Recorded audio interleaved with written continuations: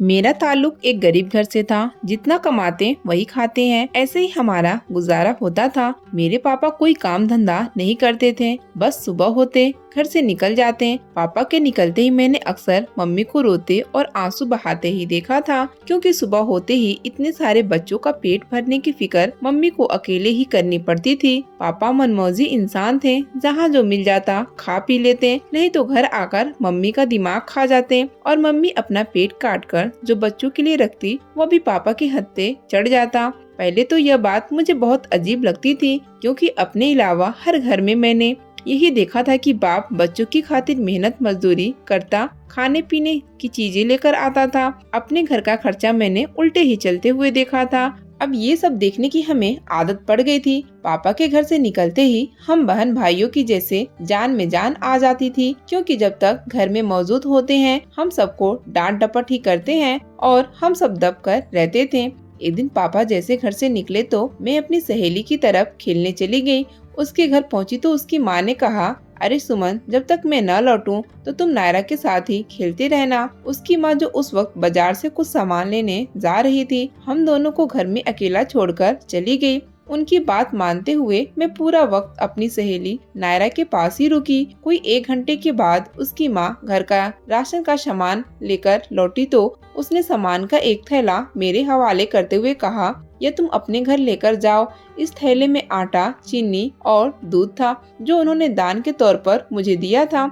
मेरा दिल सामान लेने का बिल्कुल नहीं किया, क्योंकि इस तरह दान लेने के बाद मुझे अपने ही सहेली से शर्म महसूस होने लगी थी। लेकिन घर के हालात और छोटी बहन के बारे में सोचकर वह सामान उठाकर घर ले आई। मम्मी ने वो सामान लिया। हम सबके लिए आटे का हलवा बनाकर लाए। मेरे छोटे बहन भाई मजा लेकर हलवा खाने बैठे, लेकिन मेरा दिल खाने को नहीं कर रहा था। मेरा दिल तो चाहता था कि मेरी माँ भी मेरी सहेली की माँ की तरह बाजार जाए, सौदा लेकर आए, हमारे लिए अच्छे अच्छे खाने पकाएं। लेकिन मम्मी के पास कभी इतने पैसे ही नहीं होते थे कि वह कुछ खरीदारी कर सके। अभी मैं इन्हीं सोचों में गुम बैठी थी कि मेरे पापा रोज के समय से जरा पहले घर लौट आए। पापा को देखकर मम्मी के साथ साथ मेरा मुंह चढ़ जाता था। पापा भी बड़े गुस्से में थे, न जाने बाहर किसके साथ लड़कर आए थे। आते ही उसने मम्मी को खाना देने को कहा, लेकिन आज मम्मी ने बिना कुछ बोले ही पापा के सामने आटे का हलवा रखा तो पापा पहले तो पूरी कटोरी हजम कर गए और फिर बोले कि हलवा पकाने का सामान कहाँ से आया था। मम्मी ने कहा कि पड़ोसन वाली अनुराधा बहन जो हर माह दान भेजती हैं, उसी ने आटा चीनी लेकर भेजा था। इस पर पापा बिना वजह ही तहस में आ गए और मम्मी पर चिल्लाने लगे कि तुम यूं लोगों से दान ले लेकर मुझे जलील करती हो। तभी बाहर लोग मेरा मजाक उड़ाते हैं, कामचोरी के ताने देते हैं। इस पर मम्मी ने बस इतना ही कहा था कि वह कामचोरी के ताने इसलिए नहीं देते कि हम दान ले लेते हैं, बल्कि इसलिए देते हैं कि तुम सारा दिन फ्री होकर नहीं घूमते तो कोई ताना नहीं देता। मम्मी का इतना बोलना था कि पापा ने चूल्हे के करीब रखी लकड़ी उठाई और मम्मी पर बरस पड़ा। पहले भी वो माँ को कई बार मारता था, लेकिन इस दफा उसने पिछली सारी हदें पार कर दी थी। एक के बाद एक वो माँ को लकड़ियाँ लाते मुक्के मारता रहा, जब तक कि मम्मी अधमरी होकर जमीन पर न गिर पड़ी। तब तक पापा के हाथों की आग ठंडी न हुई। जब भी पापा मम्मी को मारता तो मम्मी के कहने पर मैं छोटी बहन भाइयों को लेकर कमरे में छुप जाती थी, लेकिन इस दफा तो हद ही हो गई थी। मैं मम्मी पर इतना जुल्म होता देखकर बाहर निकल आई और जोर जोर से चीखकर मदद के लिए पुकारने लगी तो पापा लकड़ी जमीन पर फेंककर बाहर निकल गया और रात देर तक घर न लौटा। मम्मी का दर्द के मारे बुरा हाल हो रहा था। छोटी बहन भाई रो रहे थे। ऐसे में मैं अकेली थी जो कभी मम्मी को कभी छोटी बहन को देखती। मम्मी को मैंने उठाकर बिस्तर पर लिटा दिया, छोटी बहन को उसके साथ लिटा दिया। मम्मी जो दर्द की वजह से निढाल थी, मैं समझी कि वो सो गई हैं, इसलिए भाई को मैंने अपने साथ ही सुला लिया। पापा न जाने रात को किस वक्त घर आए और आकर चुपचाप अपनी चारपाई पर सो गए। उस रात मुझे बड़ी देर से नींद आई थी। डरते डरते ही आंख लगी थी। उसके अगला रोज भी कैसा क्यामत का दिन बनकर हम पर आया था, जब मेरी आंख अपनी छोटी बहन के रोने पर खुल गई। वो सिर्फ 2 साल की थी। मम्मी के पहलू में ही सोई थी। अक्सर मम्मी सुबह बिस्तर पर ही उसे दूध पिलाकर फिर उठ जाया करती थी। वो मासूम वहीं बैठी खेल रही होती थी। बाद में हम सारे बहन भाई उठते जाते, उसे प्यार करते जाते। तब तक मम्मी हमारे लिए नाश्ता बनाती और फिर मुझसे छोटे दोनों बच्चों को स्कूल भेजती थी। यह हमारी जिंदगी के गरीबी के दिन थे, लेकिन खुशहाल दिन थे, जब तक हमारी माँ नहीं मरी थी। लेकिन वो दिन क्यामत का दिन साबित हुआ। मैं अपने बहन भाइयों में सबसे बड़ी थी। मेरी उम्र ज्यादा तो नहीं थी, लेकिन वक्त और हालात ने काफी समझदार बना दिया था। छोटी बहन की रोने की आवाजें बड़ी देर से मेरे कानों से टकरा रही थी, लेकिन नींद ऐसे लगा कि आँख खुलने में बड़ी देर लग गई।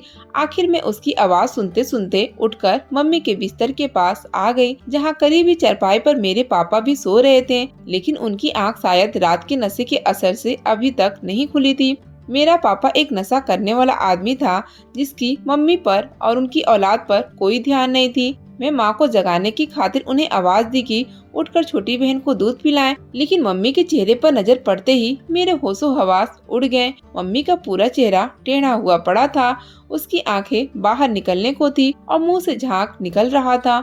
उनकी ये हालत देखकर मैं चीख पड़ी। मेरी चीखों पुकार पर पापा और घर के बाकी लोग भी उठकर खड़े हो गए। तब तक मम्मी ने अपनी आखिरी सांस लेना भी बंद कर दी थी और वो दम तोड़ चुकी थी। मम्मी हमें इस दुनिया में हमेशा हमेशा के लिए अकेला छोड़कर जा चुकी थी। रात ही तो पापा ने हमारी आंखों के सामने मम्मी को बड़ी बेदर्दी से मारा था। लड़ते लड़ते जब पापा ने मम्मी की कमर पर एक जोरदार लात मारी थी तो मम्मी जमीन पर गिरी थी और दर्द से कराहती रही। मम्मी बेचारी भी करती क्या, उसके मायके का कोई आसरा नहीं था। घर में छोटे बच्चे थे जिनको बाप का कोई आसरा नहीं था। वो घर की दहलीज पार करने वाली औरतों में से नहीं थी, वरना जितना जुल्म मम्मी पर हुआ था, पापा को तो वो कब तक पुलिस के हवाले कर चुकी होती। एक के बाद एक सब मेरे बहन भाई उठ चुके थे। घर में कोहराम मच चुका था। हर कोई रोता बिखलता माँ से लिपटने लगा और पापा अपनी चारपाई पर बैठे पागलों की तरह बदहवासी में मम्मी को घूरे जा रहे थे। मेरी मम्मी इस दुनिया से जा चुकी थी और उसको मारने वाला शख्स मेरे सामने बैठा था। मैं खुद को संभाल न सकी और लड़खड़ा कर जमीन पर बैठ गई। मेरी आंखें बिल्कुल सूख चुकी थी, आंसू का एक कतरा नहीं निकल रहा था। मेरी समझ में नहीं आ रहा था मैं अपने बाप का गिरेबान पकड़ूं, उसके बाल नोचूं, उससे लड़ने लगूं या अपनी माँ की तरह चुपचाप अपने छोटे बहन भाइयों को संभालूं। मैं उन्हें संभालती इससे पहले कि मेरे भाई ने सबसे छोटी बहन लाकर मेरी गोद में रख दी। वो नन्ही सी जान रोते हुए जब मेरे चेहरे पर हाथ फेरने लगी, तब मुझे एहसास हुआ कि अब मम्मी की जगह मुझे भरनी है, उन सबका ख्याल रखना है और खुद को भी संभालना है। कुछ ही देर में हमारे घर में मोहल्ले के लोग जमा होने शुरू हो गए। मम्मी के अंतिम संस्कार के बाद हर कोई मुझे समझाने लगा, तुम बड़ी हो, अब बहन की जगह इन सब की माँ का फर्ज तुम्हें ही निभाना है। और ये सच भी था, क्योंकि मेरे छोटे बहन भाई जो सब मम्मी के साथ चिपके हुए होते थे, अब मेरी तरफ उनकी नजरें थी। किसी को भूख लगती, किसी को ठंड लगती या कोई तकलीफ होती तो मेरे पास आकर बता देता था। मैं मम्मी की जगह सबकी जरूरतें पूरी कर रही थी और यूँ अपनी जरूरियात, अपना दुख और माँ की कमी मैं जल्द ही भूल बैठी। मम्मी की जगह पर आकर मुझे समझ आया कि वो क्यों अपने ऊपर इतना सब कुछ बर्दाश्त करती थी। पापा जो मम्मी के जिंदा होने पर घर पर पड़ा रहता था, वो मम्मी की और इस घर की कोई जरूरत पूरी नहीं करता था। न कोई कामकाज करता था, न कमाता था, बस खाने के लिए दौड़ता था। जब भूख लगती तो मम्मी के पास आकर कहता, मुझे खाना दो, और मम्मी बेचारी मजबूरन जो कुछ अपने बच्चों के लिए जमा करती उसमें से पति को भी खिलाती रहती थी। मम्मी कभी घरों में मजदूरी करती, कभी भीख मांग कर लाती थी, लेकिन फिर भी जैसी भी थी हमारी माँ थी, हमारा पेट पाल रही थी। मम्मी के इस दुनिया से जाते ही पापा की तरह गुर्बत ने भी हमें अपनी आंखें दिखाना शुरू कर दी। घर में खाने के लायक कुछ भी नहीं था।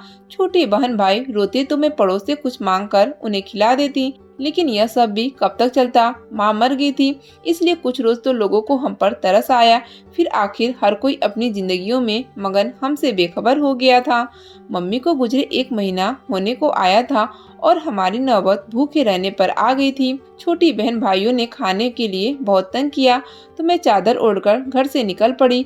पड़ोस वाली उसी अनुराधा आंटी के घर पहुंची, जिनका महीने में 1 दफा दान लेना मुझे शर्मिंदगी लगता था। मैंने उनके आगे जाकर हाथ फैला दिया, बोली कि मेरे छोटे बहन भाइयों का 2 रोज से खाली पेट है, वो रो रहे हैं, हमारे पास 1 नवाला तक खाने के लिए नहीं है, इसलिए मैं आपके पास आई हूँ। अनुराधा आंटी के पति भी उस वक्त घर पर मौजूद थे और मेरी इतनी मजबूरी देखकर उन्होंने अनुराधा आंटी के हाथ में 2000 रुपए दिए कि मैं अपने घर के लिए कुछ सौदा सामान ले सकूं। मैंने गली के नुक्कड़ वाले दुकान से सौदा लिया और घर की तरफ जाने लगी। जब घर वापस आते वक्त पापा मुझसे गली में मिले और उन्होंने लोगों का ख्याल किए बिना मुझ पर सवालों की बरसात कर दी कि इतना सारा सामान कहाँ से लेकर आई है। मैंने अनुराधा आंटी से मदद लेने का बताया तो वो हमेशा की तरह तैस में आ गए। अपने बच्चों को भूखा देकर पापा की गैरत कभी नहीं जागती थी, लेकिन जैसे मैं किसी से कुछ मांग कर लाती तो उन्हें बड़ी गैरत आ जाती थी। इतने में गली में शोर मचा तो अनुराधा आंटी और उनके पति भी बाहर आ गए। अनुराधा आंटी के पति ने पापा को वहीं खड़े खड़े सुनाई कि इतनी गैरत है तो कुछ कमाता क्यों नहीं है, जबकि पापा अभी तक हट्टे कट्टे, उन्होंने कभी कोई जिम्मेदारी नहीं उठाई थी, कोई मेहनत मशक्कत नहीं की थी, इसलिए वो बहुत तंदुरुस्त दिखाई देते थे। मम्मी की तरह मैं जब भी उनसे कुछ मांगती तो वो लड़ने को आ जाते थे, लेकिन इस दफा अनुराधा आंटी और उनके पति और बाकी लोगों के टोकने पर पापा को न जाने कहां से गैरत आ गई। उन्होंने मुझे घर से बाहर निकलने से रोक दिया। वो बोले कि मैं खुद ही तुम लोगों के लिए खाने का बंदोबस्त कर दिया करूंगा। मुझे और क्या चाहिए था, मेरी तो सारी परेशानी ही यही थी कि भाई बहनों के लिए खुराक मिल जाए। मैंने उनकी बात मानकर घर पर ही इंतजार करना बेहतर समझा। पहले रोज पापा ने मुझे नुक्कड़ वाली दुकान से एक हफ्ते का राशन सामान उधार लेकर दिया, जो हमारी मजबूरी देखकर दुकानदार ने दे दिया। फिर एक हफ्ते के लिए मुझे वो सामान पकड़ाकर पापा खुद गायब हो गए। वो एक हफ्ता हमारा बड़ा सुकून से गुजरा। घर में खाने पीने की हर चीज मौजूद थी। रोक टोक करने वाला पापा भी घर पर मौजूद नहीं था। मैं खिला पिलाकर छोटी बहन भाइयों को स्कूल भेज देती और सबसे छोटी बहन मेरे पास ही होती थी। दिन बड़े सुकून से गुजर रहे थे। एक हफ्ता पूरा होते ही पापा फिर लौट आए। वो शाम का वक्त था। पापा ने मेरे हाथ पर पैसे रखते हुए कहा कि कल ये पैसे सूरज के हाथ दुकानदार को भेज देना। सूरज मेरा छोटा भाई था, पिछले हफ्ते उधार लिया था, यह उसी के पैसे थे। पैसे मुझे देते हुए पापा ने कहा कि घर के लिए जो जो चीज चाहिए वो भी मंगवा लेना। पापा के पास इतने पैसे होना मेरे लिए बहुत ही हैरत की बात थी, लेकिन मैंने खुश होकर उनसे पैसे ले लिया। उनका रवैया और हुलिया पहले से बहुत बदल चुका था और दिखने में काफी जिम्मेदार इंसान मालूम होते थे। मुझे पापा पर शुरू से कभी यकीन नहीं आया था और मम्मी को मारने के बाद तो मैं उनसे नफरत करने लगी थी, लेकिन अपने बाप को इस कदर बदला हुआ देखकर मुझे भी हैरानी होने लगी। वो सारा दिन पापा घर पर रहे। सूरज स्कूल से लौटा तो मैंने एक हफ्ते का सामान फिर से मंगवा लिया। शाम को सूरज ढलने के बाद पापा कहीं जाने लगे। मुझे पता था कि अब वो फिर एक हफ्ते के बाद लौटने वाले ही थे, लेकिन मुझे इस बात की कोई फिक्र नहीं थी, क्योंकि पापा ने गुजरे दिनों में हम पर इतने जुल्म ढाए थे कि एहसास का रिश्ता हमारे बीच से खत्म हो चुका था। जाते वक्त पापा ने मम्मी का एक पुराना सूट मांगा। मैंने सूट लाकर पापा के हवाले कर दिया, लेकिन मैं सोच रही थी कि मम्मी का उतरा हुआ सूट आखिर पापा के किस काम का होगा। मैंने सोच के बहुत घोड़े दौड़ाए, लेकिन मुझे इस बात का कोई जवाब न सूझा, इसलिए मैं चुप करके बैठ गई। रात होने तक पापा घर से निकल गए और फिर हम सब सुकून की नींद सो गए। अगले दिन मेरा भाई सूरज स्कूल से लौटा तो उसकी तबीयत ठीक नहीं थी। उसका माथा बुखार से तप रहा था और शाम तक तो बुखार बहुत ही ज्यादा बढ़ गया। घर पर मैं ही सबसे बड़ी थी, इसलिए उसे डॉक्टर को दिखाने की फिक्र भी मुझे ही करनी थी। पापा ने मुझे सख्ती से घर से बाहर निकलने से मना किया था, लेकिन अब निकलने के अलावा और कोई चारा नहीं था, इसलिए मैं सूरज को लेकर अस्पताल की तरफ चली गई। अस्पताल हमारे घर से कोई ज्यादा दूर नहीं था, लेकिन फिर भी 15 मिनट हमें पैदल ही तय करनी पड़ती थी। सूरज को बुखार बहुत चढ़ा था, इसलिए वह पैदल चलते चलते निढाल हो रहा था। मैं लगातार उसे संभालने की कोशिश कर रही थी, लेकिन उसे संभालते संभालते मैंने सामने नहीं देखा और एक गाड़ी मुझसे टकराते हुए बच गई। शुक्र था कि गाड़ी के मालिक ने अचानक ब्रेक लगा ली, वरना न जाने मेरा अब तक क्या हाल हो रहा होता। गाड़ी रुकी, उसके अंदर से एक नौजवान निकलकर बाहर आया, जो उस वक्त बहुत ही ज्यादा गुस्से में बोल रहा था कि अगर मरने का इतना ही शौक है तो कम से कम मेरी गाड़ी के सामने से तो हट जाओ, कहीं और जाकर मरो। मुझे उस वक्त खुद से ज्यादा अपने भाई सूरज की फिक्र हो रही थी। मैंने उस नौजवान से बात की। मैंने कहा कि मेरे भाई को बुखार है, इसे संभालने के चक्कर में मैंने सामने नहीं देखा और आपकी गाड़ी से टकराने लगी थी। सूरज की हालत देखकर वह नौजवान पहले तो चुप हो गया, फिर मुझे कहने लगा कि आप गाड़ी में बैठ जाएं, मैं आपको अस्पताल ले चलता हूँ। उसकी इस बात पर मैं पहले तो खामोश हो गई, फिर इधर उधर देखा तो सूरज बिल्कुल डूबने वाला था और अगर मैं पैदल अस्पताल जाती और वापस आती तब तक बिल्कुल रात हो चुकी होती। इसलिए मैंने उनसे मदद लेना ही बेहतर समझा। वो हमें अपनी गाड़ी में बिठाकर अस्पताल ले गए, जहाँ सूरज का चेकअप हुआ। डॉक्टर ने उसे मलेरिया बताया। फिर हम दवाइयाँ लेकर वापस उसी की गाड़ी में आकर बैठे। उसने मुझसे घर का रास्ता पूछा। मैं उसे बताने लगी तो उसने कहा कि मुझे भी तो उसी तरफ जाना था। हमारे घर के पास उसने गाड़ी रोकी तो उसने बताया वो अनुराधा आंटी का भतीजा था, जो कल ही हैदराबाद से यहाँ आया है। हमें घर छोड़कर वो भी अनुराधा आंटी के घर चला गया। मुझे रात भर अपने भाई की फिक्र हो रही थी, क्योंकि मैंने कुछ वक्त पहले ही अपनी माँ को खोया था। अब भाई को बीमार देखकर मैं डर गई थी, लेकिन शुक्र है कि दवाई खाने के बाद उसे कुछ सुकून आ गया था। अगले दिन मैं घर के रोज के कामों में बिजी थी, जब दरवाजे को किसी ने खटखटाया। मुझे अंदाजा नहीं था कि इस वक्त हमारे घर कौन आ सकता था, क्योंकि पापा भी कल रात ही घर से निकले थे और एक हफ्ते से पहले उनका आना नहीं होता था। हमारा कोई रिश्तेदार तक नहीं था। फिर मैंने जाकर दरवाजा खोला तो सामने अनुराधा आंटी खड़ी थी। इस पूरे मोहल्ले में अनुराधा आंटी ही थी जो हमारी कभी कभार खबर ले लिया करती थी, और मम्मी के मरने के बाद उन्होंने हमें बहुत संभाला था।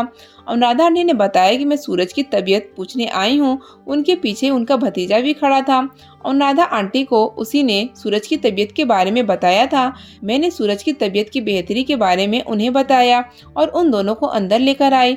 मैंने एक बार फिर अनुराधा आंटी के भतीजे का शुक्रिया अदा किया कि उन्होंने कल शाम को हमारी किस तरह से मदद की थी। उन्होंने ये सब अपना फर्ज बताकर मुझे तसल्ली दी। मैंने उन दोनों के लिए चाय बनाने लगी, लेकिन अनुराधा आंटी ने सख्ती से मना कर दिया। शायद वो हमारे घर के हालात को देखकर मुझे किसी तकलीफ में नहीं डालना चाहती थी। वो दोनों उस रोज चले गए थे, लेकिन उसके एक दो दफा बाद भी उनका भतीजा सूरज की खबर लेने आया था। मुझे उसकी अच्छाई पर कोई शक नहीं था, लेकिन जमाने की बातों से मैं डरती थी, इसलिए मैंने आइंदा फिर उन्हें अकेले घर आने से मना कर दिया। यह कहते हुए मुझे अच्छा तो नहीं लग रहा था, लेकिन मेरे पापा अगर किसी दिन उनकी मौजूदगी में आ जाते तो मैं अच्छी तरह जानती थी कि उनका रवैया कैसा होगा, इसलिए मैंने यही बेहतर जाना था। अब की बार पापा घर आए तो सूरज को डॉक्टर के पास भी लेकर गए। घर में 1 महीने का राशन भी डलवाया। मुझे कुछ पैसे देकर भी जाने लगे, लेकिन इस बार फिर से पापा ने मम्मी का एक जोड़ा जाते वक्त मांगा। मैंने जब पूछा, पापा तुम मम्मी के कपड़ों का क्या करते हो, तब पापा ने कहा कि तुम इस बात को रहने दो, तुम्हारी माँ के कपड़े लेकर जाता हूँ, इसलिए ही तो तुम सबके लिए इतने सारे पैसे लेकर आता हूँ। मम्मी के कपड़ों का भला पैसे से क्या ताल्लुक था? हम गरीब लोग थे, इसलिए मम्मी सादा सा कपड़ा पहनती थी। फिर पापा को उन कपड़ों के बदले पैसे कैसे मिलते थे? इस बात का मुझे बड़ा आश्चर्य होने लगा। पापा फिर हमें घर की सारी चीजें दिलवा कर जा चुके थे। इस बार अनुराधा आंटी घर आई तो उनके साथ मेरे बचपन की सहेली नायरा भी थी। नायरा को देखकर मुझे बड़ी खुशी हुई। हमने सारा बचपन साथ खेलकर गुजारा था। फिर नायरा अपने मामा के यहाँ हैदराबाद चली गई। अनुराधा आंटी ने इधर उधर की बातें करने के बाद कहा कि बेटी, यह बात मुझे तुमसे तो नहीं करनी चाहिए थी, लेकिन क्या कर सकती हूँ, तुम्हारे पापा घर पर ही नहीं होते, इसलिए तुम्ही से करना पड़ रहा है। दरअसल मेरा भतीजा अमर जो उस दिन मेरे साथ आया था, उसने अपने माँ बाप से अपने पसंदीदगी का इजहार किया है और बताया है कि वो तुमसे शादी करना चाहता है। मेरे भाई और भाभी ने यह जिम्मेदारी मुझ पर डाली है कि मैं तुम्हारे पापा से जवाब लेकर उन्हें बताऊं, फिर वो बकायदा आकर तुम्हारा रिश्ता पक्का कर सकेंगे। मुझे अमर के रिश्ते का सुनकर बहुत ही अजीब लगा। वो लोग हैसियत में हमसे बहुत ज्यादा बड़े थे। फिर न जाने मेरी कौन सी बात अमर को पसंद आ गई थी। फिर अनुराधा आंटी से कहा कि जिस दिन पापा आएंगे मैं आपका पैगाम भेज दूंगी, आप यह बात उनसे कर लीजिएगा। अनुराधा आंटी घर चली गई तो उसके 2 रोज बाद पापा घर आए। मैंने अपने छोटे भाई सूरज को अनुराधा आंटी के यहाँ यह बताने के लिए भेजा कि पापा घर पर मौजूद हैं। अनुराधा आंटी ने जब पापा से बात कही तो पापा ने भी इनकार न किया और मेरा रिश्ता अमर के साथ पक्का हो गया। अनुराधा आंटी ने यह बात फोन पर ही अमर के घर वालों को बताई। उन्होंने अगले हफ्ते आकर मेरी मंगनी की रस्म करने को कहा तो मैं दिल ही दिल में शुक्र करने लगी। मैंने अमर जैसे अच्छी लड़की का रिश्ता मिलने का कभी जिंदगी में सोचा तक नहीं था। मुझे तो लगता था कि एक दिन पापा मुझे किसी जुआरी या शराबी के हाथ बेच देगा, लेकिन मेरी किस्मत अच्छी थी, मेरे साथ ऐसा कुछ नहीं हुआ था। अब मेरी रात दिन अमर के ख्यालों में गुजरने लगी। पूरा 1 हफ्ता गुजरने के बाद उसके माँ बाप मंगनी की रस्म करने आए। उस दिन पापा भी घर पर मौजूद थे। अमर की माँ मुझे बहुत अच्छी औरत मालूम हो रही थी। उन लोगों को हमारी गरीबी से भी कोई एतराज नहीं था, जबकि वो एक अच्छे खाते पीते घर के लोग थे। अमर से मेरी उस दिन के बाद से कोई बातचीत या मुलाकात नहीं हुई थी। अब मैं बड़ी शिद्दत से अमर से मिलना चाहती थी ताकि उसे मिलकर मैं उसका शुक्रिया अदा कर सकूं। उसने मुझ गरीब को बड़ा मान दिया था। मैं तो शायद इतनी इज्जत के काबिल ही नहीं थी। हम लोग तो उनके टुकड़ों पर पलने वालों में से थे। अनुराधा आंटी ने बरसों हमारे घर राशन का सामान भेजा था और आज उन्होंने मुझे अपने घर का हिस्सा बना लिया था। इसमें उनका मुझ पर बहुत बड़ा एहसान था। जल्द ही उन लोगों ने हमारी शादी की तारीख भी पक्की कर दी। फिर जैसे ही शादी की तारीख पक्की हुई तो पापा रोज रोज मम्मी के जोड़े ले जाने लगे। मेरे दहेज के लिए बहुत सारे पैसे लाने लगे। मुझे बहुत ज्यादा आश्चर्य होने लगा कि आखिर कहाँ से इतने सारे पैसे ला रहे थे, क्योंकि पापा न तो कोई मजदूरी करते थे, न ही उनका कोई ऐसा जानने वाला था। इतने सारे पैसे देखकर अब मुझे डर लगने लगा, कहीं पापा हम सबको किसी मुसीबत में डालने वाले तो नहीं। इसलिए मैंने सोच लिया कि ये राज जानकर रहूंगी कि आखिर पापा के पास पैसे आते कहाँ से हैं। शादी की तारीख भी दिन पर दिन करीब आ रही थी। शादी में अभी 5 दिन बचे थे जब पापा ने आकर मुझसे फिर मम्मी का एक जोड़ा मांगा। अब घर में मम्मी का कोई जोड़ा नहीं बचा था। हम गरीब लोग थे, मम्मी के पास तो ज्यादा कपड़े भी नहीं होते थे। जो भी थे वो पापा एक एक करके ले जा चुके थे। मैंने कहा कि अब तो मम्मी का कोई जोड़ा नहीं बचा जो मैं आपको दे सकूं, तो पापा मेरा ही जोड़ा निकाल कर ले गए। और आज का दिन मैं हाथ से नहीं जाने देना चाहती थी, क्योंकि इसके बाद मेरी शादी हो जाती और मैं अपने पति के घर जाने वाली थी। इसलिए जो भी राज था मुझे आज ही मालूम करना था। मैंने चादर उठाई, अपने छोटे भाई सूरज को साथ लिया। हम दोनों पापा का पीछा करने लगे। हम पापा से कुछ कदमों के फासले पर चल रहे थे ताकि उनको हम पर शक न हो कि हम उनका पीछा कर रहे हैं। यूं ही छुपते छुपाते हम पापा के पीछे चले जा रहे थे। हमने देखा पापा एक जगह पर जाकर रुककर उन्होंने कपड़े बदलकर वो जनाना जोड़ा पहन लिया और तैयार हो गए। मैं और सूरज यह देखकर हैरत भरी नजरों से एक दूसरे को देखने लगे। तैयार होकर फिर पापा कहीं और जाने लगे तो हम भी उनका पीछा करते करते वहां तक पहुँचे। पापा एक सुनसान सड़क पर पहुंचकर सड़क के बीचों बीच लेट गए। दूर दूर तक सड़क खाली थी, ना तो वहाँ पर कोई गाड़ी थी, न ही किसी इंसान का नामो निशान था। घर से इतनी दूर उस वीरान इलाके में पापा का यूं आकर सड़क पर लेटने का क्या मकसद था, हम नहीं जान सके थे। इसलिए हम चुपचाप एक पेड़ की ओट में छुपकर पापा को खड़े होकर देख रहे थे। अभी पापा को लेटे कुछ ही वक्त गुजरा था कि वहाँ पर एक बस आकर रुकी। उसमें से बहुत सारी औरतें और कम उम्र लड़कियां निकलने लगी। पापा उन्हें देखकर उठकर बैठ गए और हाथ फैलाकर भीख मांगने लगे। वो लड़कियां पापा को एक मजबूर, लाचार, किन्नर समझकर अपने पर्स में से पैसे निकाल कर देने लगी। कोई 100, 50, कोई 500 के नोट भी पापा को देकर जा रही थी। मेरा बाप जो हमेशा से कामचोर था, उसने पैसे कमाने का यह गलत रास्ता ढूंढ निकाला था। मुझे अपने बाप की सोच पर बहुत अफसोस होने लगा था। मैं सूरज को लेकर वापस घर आ गई। हमने पापा से इस बात का कोई जिक्र नहीं किया। मेरी शादी अमर के साथ हो गई। मैं विदा होकर हैदराबाद चली आई। मैं यहाँ पर बहुत ही ज्यादा खुश थी, लेकिन मेरा दिल हर वक्त अपने छोटे बहन भाइयों की तरफ लगा रहता था। मेरी उदासी देखकर मेरी सास ने कहा कि अगर मैं चाहूँ तो अपने छोटे भाई और बहनों को यहाँ बुला सकती हूँ, क्योंकि वह भी हमारे घर के हालात से अच्छी तरह वाकिफ थी। इस पर मैंने अमर के साथ जाकर पापा को भी इस बात के लिए राजी कर लिया कि वो मेरे छोटे भाई और बहन को मेरे साथ रहने की इजाजत दे दें। पापा ने खुशी खुशी उन्हें मेरे साथ आने दिया, क्योंकि वो भी उनकी जिम्मेदारियों से आजादी चाहते थे। फिर मैंने अपने भाई और बहन को अच्छे स्कूल में एडमिशन करवाकर उनकी पढ़ाई का बंदोबस्त कर दिया। कुछ रोज बाद मेरी अनुराधा आंटी से फोन पर बात हुई तो पता चला कि मेरा बाप दूसरी शादी करके आया था और उसी बीवी के दबाव में आकर वह सुधरने लगा था। पापा ने अपने ही गली में एक छोटी सी दुकान खोल ली थी और अब वो हमेशा वहीं पाया जाता था। अगर आपको आज की हमारी कहानी पसंद आई तो इस वीडियो को लाइक करें और ज़्यादा से ज़्यादा शेयर कीजिए। इस तरह की अच्छी कहानियाँ सुनने के लिए हमारे चैनल को सब्सक्राइब करना न भूलिएगा।